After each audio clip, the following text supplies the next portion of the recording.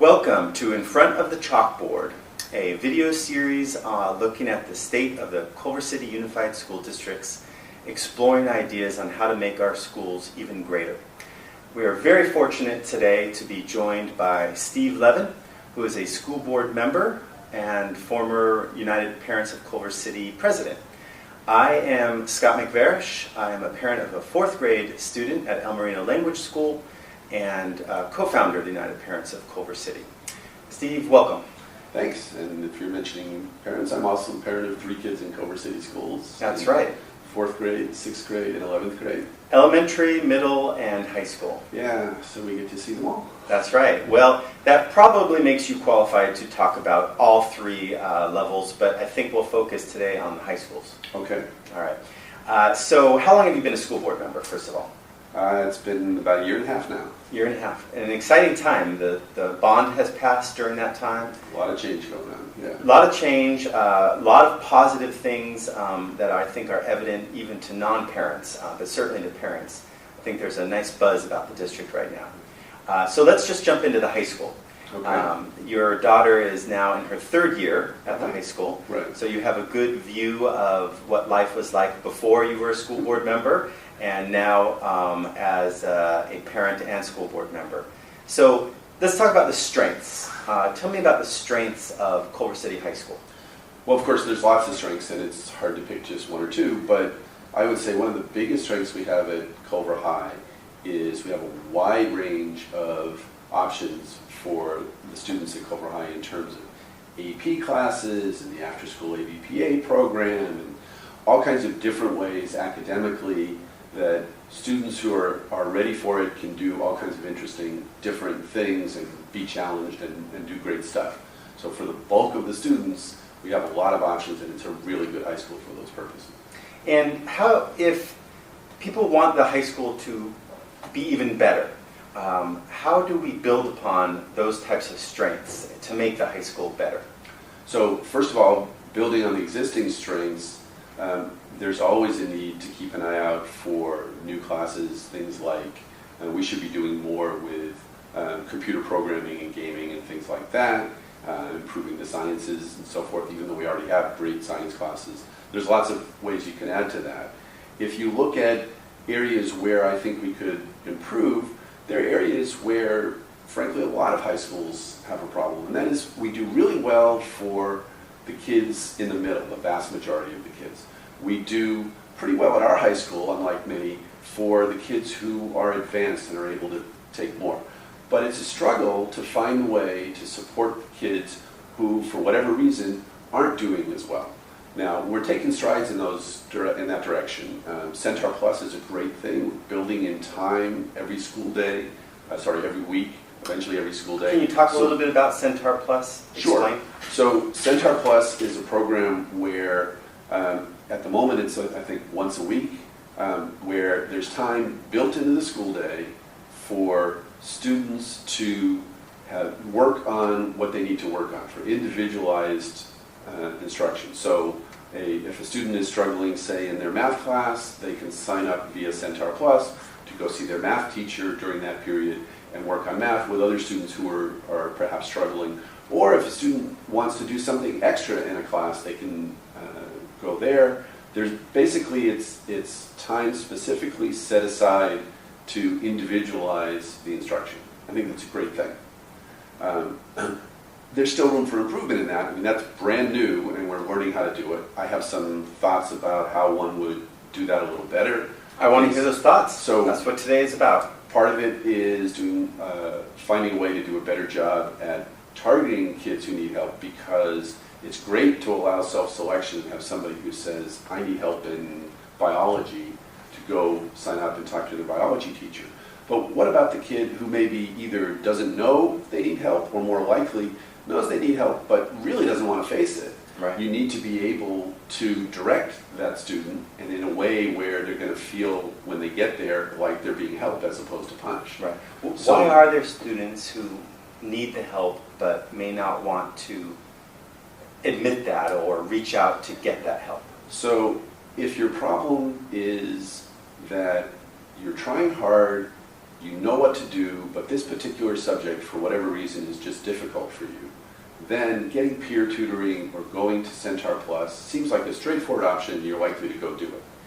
If your problem is emotional, or for whatever reason you just don't get along with that particular teacher, or when you're in that class, it's a time of day where your circadian rhythm is off and you're just tired all the time and it seems like the class is overwhelming. Those might be the kinds of things where a normal human reaction is to avoid it. If your problem is you've got so many other things going on in your life that it's distracting you from school and you're having trouble just staying focused on school, you're not going to, school, maybe it should be your top priority, but it isn't, you're not going to make that happen. So if there's real human reasons why not everybody is going to, do the right thing all by themselves without any help or pushing or nudging. So how do you reach the students who got an emotional block on getting that help, or have a time schedule block on getting that help? It almost seems impossible for either of those groups, but I'm sure it's not impossible. Well, of course, it's something to work on, right? And I don't claim to have all the magic answers. But the way to work on it, I think, is to recognize that's a relatively small group of students. You don't have to do this for everybody. We have a lot of perceptive, dedicated, caring people at the high school. And if you think about the idea from Kids at Hope of trying to make a connection with every student for every interaction, and you think about the fact that we have people with lots of experience who can spot, hey, for whatever reason, this kid's not getting it, or I'm not reaching this kid, maybe somebody else can help. What we need to do is have systems in place that make it easy for a teacher or a counselor or a custodian or an administrator to recognize this kid needs something extra, let me go talk to somebody and see what we can arrange. Right. Basically, what it boils down to is now that we're doing pretty well with the majority of the kids, and we're putting steps in place to pick up that next level of kids who need a little bit extra, we should also be looking for how are we going to handle those exceptions? How are we going to handle one or two kids or somebody who's 1 in 100 but needs the help? What most schools do, and what we've done in the past in Culver City, is catch kids who are just about to flunk out of school and say, we have a special program for you. And we have one of the best in Culver City. We have Culver Park High, which does a terrific job with kids who have just almost lost it completely, and we can rescue them from the brink. That's wonderful that you can do that, but we need to do better than rescue them from the brink. We need to find and help students as soon as we can spot that something's a little off. If it's a student who's been getting straight A's and now this semester they're getting all B's, sure, it may not be as urgent for that child as it is for somebody who is getting F's, but nonetheless, that's a sign. We need to go look at what's going on with that kid. Is there something we can do? What happened? Is something going on at home? Is it, they suddenly have a girlfriend or a boyfriend and that's a distraction too? Things happen. We need to be able to try to pick up all of those to do the very best we can. I'm not claiming that that's easy, and I'm not claiming that that's a sign that we have anything, major wrong with our school system. After all, we're doing a lot of great things, but our goal is continually improving to do absolutely the best we can by every child, and to me, that's one of the next major steps. So how do we know if Centaur Plus works? Say, project a year or two from now, and we look back. How will we know whether or not this is the right path, or whether or not we need to try something new and completely different at that point? Well, I'd be really surprised if we needed to try something completely different and get rid of Centaur Plus. It's possible that we'll look at it and say, well, this is helping some segment of the population, but we need a different program for some others. More generally, I think what we always do as a district is look at overall, how are the students doing, what's academic success, are students graduating from high school capable of going on to college or a career, and succeeding in life. And that's our goal, right, is to have every single child leave Culver City school system ready to succeed in life. So what we want to do is look at any currents we see of students who are not living up to that potential and say, what did we do wrong? How do we help those kids? Hopefully help those kids before they get all the way to 12th grade and ready to leave, so that success for all, happens for everybody. The phrase success for all takes us all, which I'm sure you've heard if you've spent any time in the Culver City School District, has real meaning. It's not just a slogan. And the idea is every single one of us needs to keep in mind every single day that our goal is success for every single student.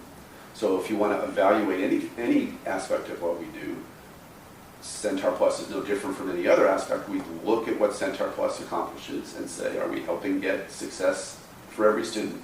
And I think there's already enough information to see that Centaur Plus is certainly helping some students. You can get anything from student testimonials of students who say, I was struggling, I came into Centaur Plus and now I'm doing fine, or teachers who say, now I have a way to reach these particular students and I don't have to pull them aside in class and distract from everybody else and have them, have people look at them, because sometimes kids don't want to be singled out in that way, and that's human nature as well. Ultimately, if the teachers embrace the program, they're going to be embracing it because it works. Right. Teachers are far too busy to embrace any fad project or any dictate from Sacramento or from Washington, D.C., or even from the district headquarters, unless it actually is effective. So are you finding teachers are positive towards Centaur Plus? Are they using it? Are they excited by it? Yes, but it's very early, and I'm not getting, all the way up to the school board, we're not getting any kind of vast statistical feedback. What I have is anecdotal evidence. Occasionally a teacher here or a teacher there will talk about the value of it. But so that's a message for the teachers. Let the school board know, let the superintendent know how the Centaur Plus is going. That's the type of feedback that is necessary in order to sometimes tweak the program, certainly to improve the program, or just to add more resources to the program if it's working. People can't assume that just because it's working, the district's going to keep adding resources, because the district needs to have that feedback. Yeah, so for example, maybe we decide we need to do this more often during the week. If the feedback becomes, this is really great and it's really valuable and we wish we were doing it twice as much, maybe we should be doing it twice as much. Right. But I want to be careful too, because we're talking about it as a program in isolation. Mm-hmm. And that's not really the right way to look at that or any other aspect of what we do during the school day and what our amazing staff does during the school day. It's one tool in a set of tools, and even bigger than any individual program like that is the culture and the attitude. Right. We have, right now, I think, in our school district, we do better than a whole lot of school districts in terms of focusing on the student and on success and finding, if there's something getting in the way of a student's success, finding what it is and fixing it. But there's still steps we can take in that direction. That's to me, the point of the coming years, is to look for ways to make it easier and more expected for every single staff member in CCUSD, every teacher, every administrator, every school board member, everybody, with every interaction with every student, to try to make a connection, to try to find something positive that student is doing and give them appropriate praise, not make something up, but find something that they're doing well. And keep an eye out for, is there something the student needs that we're not giving them? If we have a single student flunk, that means we failed for that student. You can't go through life focusing only on your failures, but you don't ignore them either. And we need to do everything we can to catch every single child and make sure that we give them the best we can and give them what they need. For some kids, for a lot of kids, most of the kids, we're doing that. They're getting what they need from Culver City Unified School District the bulk of the time. but there are some that are not, and we need to catch every single one. So we've talked a lot about the high school. Let's talk a little bit about elementary school. I'm particularly interested in parent participation. It was only 4.5 years ago that I was a new parent at El Marino, and I really didn't know what was going on with the school. I went to a PTA planning session that I mistook for something that a new parent should go to, and they were talking about a bunch of things that I didn't understand, and I walked away not realizing that what they were talking about was 10 separate programs that the PTA, and later on I learned Alum, was running at the school. And it was those programs that a new parent like myself should get involved with, and I eventually did, but it took me a while to navigate that. What are you seeing at the school sites? And tell me about some of your recent forays into elementary schools. So, first of all, I think we're seeing an upswing in parent participation in the elementary schools, and it's great. A nice example is if you look at Elmacon Elementary. Went to astronomy night there the other night. It was packed. They have a big all-day science fair thing coming up. There's a lot more parent participation than there used to be, and I think parent participation is really important for our students, not just in terms of parents raise money for the schools and we get to do something extra, but parent events, parent-run events, community events where kids, especially at the elementary school level, see their parents and their teachers and the staff working together and get the message that we think this is really important. The fact that I spend time on something says a lot more to my kids than if I pull my wallet and contribute money. Right. So I think that's really important. I'm really happy to see the way that's kind of blooming in some of our elementary schools now. Some of the schools that didn't always have as much participation as the others, you're really seeing a lot of that going on. The way to get involved, if you're a new parent like you were describing and you're coming in kindergarten or you're coming into a school, to any of the schools, start with what's going on already. Is there anything there that sounds like something I'd love to participate in? How do you find out what's happening at a school? Ask some of the other parents, ask a teacher, ask the principal. Usually these things, almost all the schools have an email group you can sign into and then get regular updates, probably way too many updates, right, of what's going on, and you can look for things. So a little bit of homework for parents, a little bit of investment in the beginning. You might be able to find a program that you can grow with over the next 6 years while your child's at that school. Right, and if you see something that's an opportunity, hey, I wish my school was doing this, go talk to somebody. Our teachers and administrators and staff are all people who are there because they want to do the best they can for the kids. So if you come in with an idea, sure, maybe you'll hear, oh, well, we thought of that and this is the reason why it doesn't work at our school. But if it's a good idea, chances are what you're going to hear is, hey, that sounds really great. How can we make that happen?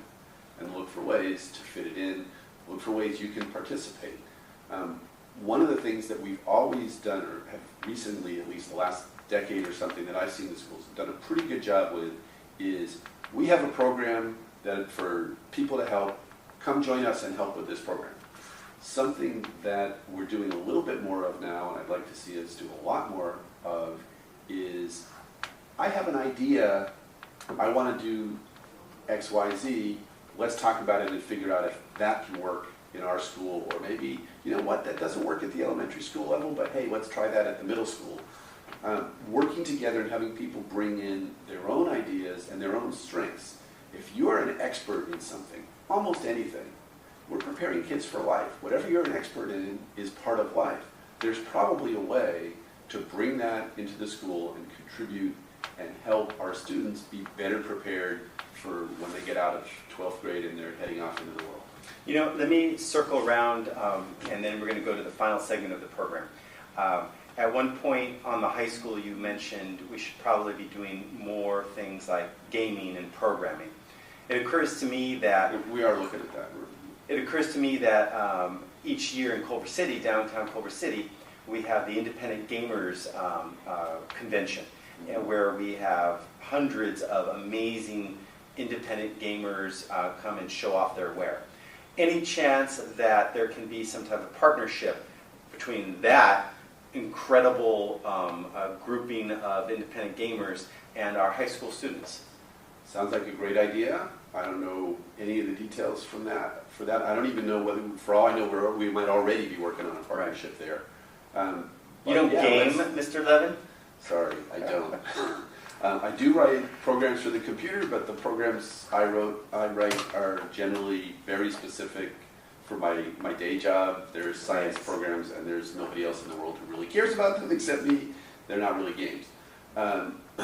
However, I can easily see the connection between people who write games and people who do the kind of stuff I do at work, and between working on a computer and learning logical thinking, learning to organize your thoughts, learning to put together an algorithm, a step-by-step set of directions.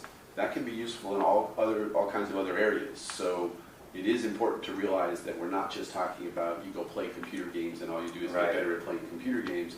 We're talking That's about, how you bring the students in. Right. But once they're in, they realize, wow, your brain is now going to be trained to think logically, sequentially, and creatively. And in fact, now that you mention it, that opens up another an important topic.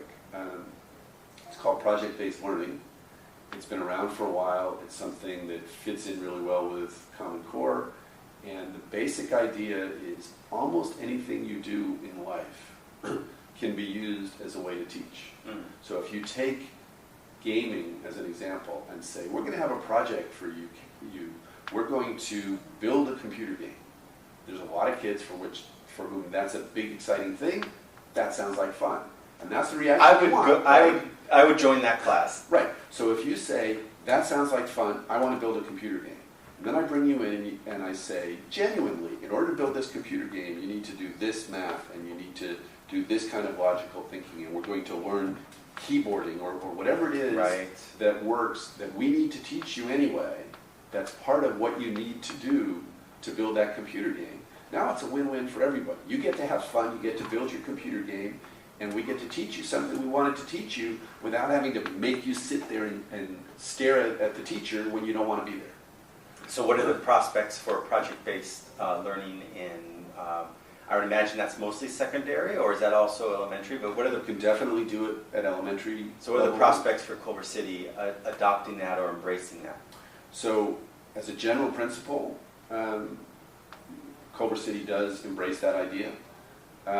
Obviously, the fact that some particular way of teaching something is going to be project-based learning doesn't make it good all by itself. You have to have good curriculum and good lesson plans, and it has to work with what you're trying to do. The right person to talk to about that is probably Katie Crumpy, our assistant superintendent for curriculum. She might be able to tell you a couple of examples of places where we're looking at project-based learning or grade levels where the teachers have gotten together and say, hey, this works at our grade level. I don't think we should see that or any other system as this is the panacea we're going to apply everywhere. But it's a nice example when you talk about the gaming of someplace that maybe things would have some synergy. Interesting. It also reminds me that there's probably some synergy there with our Culver Compact and our partnership with the Chamber of Commerce, because those are, after all, businesses coming in to do that gaming, is it a show or convention, whatever it's called. And so it may very well turn out that there's somebody or more than one somebody who's part of the Chamber of Commerce, who's connected with the schools, and would say, hey, yeah, that sounds like a great partnership. Right, good. All right, let's end the program with your top 3 changes or improvements or initiatives you'd like to see for our district. Okay. I've mentioned some of it already, so, and it shouldn't be surprising that we're taking steps in that direction because I'm on the school board, so the fact that I think it's important gives me a platform to talk to people about it, and in general, there's agreement that these are important. So I'd say top of the list is finding a way to reach every single child and catching students earlier before they're failing. When a student is starting to struggle, identifying that and finding ways for to intervene. And we are certainly working on that and taking steps in that direction. But that's a major thrust, I'd say, something we need to be doing. Another challenge is all the change that we have happening. We have Common Core that we're still responding to. We have next generation science standards coming down the pipe. We have the new tests associated with Common Core that we have to respond to. We have budget changes. We have a lot of things happening that are, generally speaking, good changes, but nonetheless changes, things that our entire district has to respond to. It's hard for people to respond to change. It's hard to respond to change while you're trying to do all of the stuff you always did or your day-to-day job. And it's hard to put in place a program that's going to work great for the kids 5 years from now that still works great for the kids right now today. Right. So when you impose change and you've got students who started in kindergarten and they're ending in 12th grade, whatever year it is for that child, when the change comes, you're changing the way they learn or changing what they're supposed to learn. You have to figure out that transition. We're working really hard on that. I don't think there's anybody in the system who doesn't recognize that that's important and that's something to pay attention to, but it's still a big challenge and something we're trying to make happen. And the last, I have to pick three. I'd say another challenge, maybe this is in the top three at least, is it's a good challenge, but it's the fact that we passed a school bond. We have a whole lot of work to do with that bond money, and we have to figure out which projects are happening first, which things are getting delayed, which things maybe aren't getting done at all. And that's not just about what's our highest priority. There's also, in addition to, we're going to do health and safety first and focus on things that directly affect learning, and we want to make the dollars go as far as they can. There's also some projects have to be approved by the state architect, and we have to take into account how long that takes. Some things can't be done while students are in the classroom, and we only have so much time during the summer to get everything done. Some things have to be done together. If you're going to work on plumbing in this particular building and you also need to go inside the walls for electrical, it makes no sense to do those separately and tear the walls open twice. You have to do that together. So putting together that whole big plan and adjusting to it constantly, because we're going to constantly be handling changes to the plan as things come up. That's going to be a big challenge. We're working on that, obviously. We have a really good consultant hired now who's a program manager. Charles Wren is a member of a firm that does this for a living, and they're giving us good advice, and they're working on putting all those puzzle pieces together. But of course, it's their job to give us advice, not make the decisions. We still, as a school board, have to go through all that and work with the staff and the consultants and the members of the community to figure out which things we're going to do when and fit all those puzzle pieces together. That's going to be a big challenge, and it's a challenge that's not going to go away. It's going to be years that we're still working on figuring out exactly, I really wanted to do that project, and now it's 2 years or 3 years, and I haven't gotten it done yet. Isn't there a way we can move this one up? That sort of thing. So all three of those challenges, first, identifying students before they fall through the cracks. Second, the idea that we're having so much change occurring right now, much of it state mandated, but also some of our own types of project improvements. And third, the logistical issues involving the bond. It begs the question, do we have enough administrative staff to handle this? So I think there's a emerging or consensus here in Culver City that we have an excellent administrative staff. But we also have a tiny administrative staff. Just those projects alone make me feel bad for them. I can't even imagine their to-do list on a daily basis. Do we have enough? We pared down so much a few years ago because of budget necessities. Is this the time to expand, or are these things being handled and everybody is healthy and not ready to jump ship because of the magnitude of the challenges? Somewhere in between. To my knowledge, we don't have anybody who's so overwhelmed that they're ready to jump ship. We have some really great people at the administrative level, at every level. On the other hand, that's not to say that, oh, it's easy and there's people, people are working 9 to 5 and going home every day. We have a lot of people working a lot of long hours and really doing extra things. Is it true there's bunk beds now in the district headquarters? I don't know. There might well be. It is true that I've stopped by district offices at Irving Place at any time of day from about 7 in the morning till 10 o'clock at night, and pretty much always found at least somebody there working. Yeah. So in that sense, yeah, I'd love to be able to say we've found, 3, 4, 5, 15 great new people and we're going to add them on. But first of all, you would only add somebody if you found somebody who was great, because that's who we have there now, right? And second, there's lots of other areas where you'd love to add another person or another 10 people or another 50 people. There are many, many problems that can be solved by adding more great people. Not every problem can be solved that way, but clearly if we just said, where would we love to have another person, and spent our money there, we'd run out of money pretty darn fast. We're going to set priorities the way we always do. We're going to look at what's important for student success, what's important for our primary goal, which is every single child succeeding. Walking away from Culver City ready to succeed in life. And we'll apply the resources where we think we'll get the most bang for the buck. All right. Well, I think that does it. We've been with Steve Levin, school board member, brilliant man, a loquacious man, and we appreciate your time and all the energy you've put in since your first child started in school and all the way until now with 3 children going through the system. So thank you, Steve. I appreciate you giving me a chance to talk, and I guess I'd kind of forgotten there was a camera there, but hi.